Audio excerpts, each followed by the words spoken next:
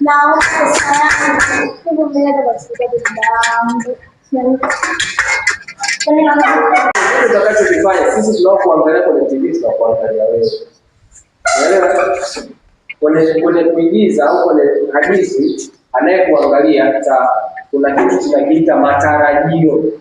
Sawa? Nini maana ya matarajio kwenye kuigiza? Kwenye kuigiza tukisema matarajio, sawa? Kwa mfano, ukiwa unaangalia labda movie, alafu unaona labda mtu anaendesha gari kwa kasi, unatarajia nini? Ajali, si ndio? Kwa hiyo kuna matarajio. Sisi tunaoangalia hawa hapa tunatarajia kwamba huyu hapa kwa namna atakavyomdai huu lazima atafanyaje? Aondoke na huyu. Akiondoka bila hela, sisi lazima matarajio yetu yatashuka. Imekuwaje? Na ndio pale watu wanaanza kusema movie mbaya, story mbovu. Unaelewa? Kwa hiyo matarajio yetu sisi ni kuona kwamba huyu anaondoka na haki yake ambayo ni nini? Ni pesa yake. Na ndio huo ndio uhalisia. Kama naye napenda kuondoka na changu. Sawa.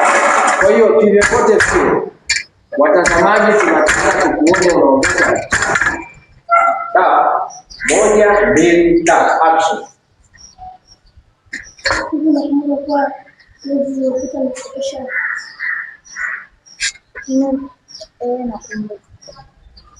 Kwa hiyo nilikuwa nahitaji ile pesa sasa. Mwanzo alikaa sawa, nilikuwa nahitaji ile pesa niweze kupata.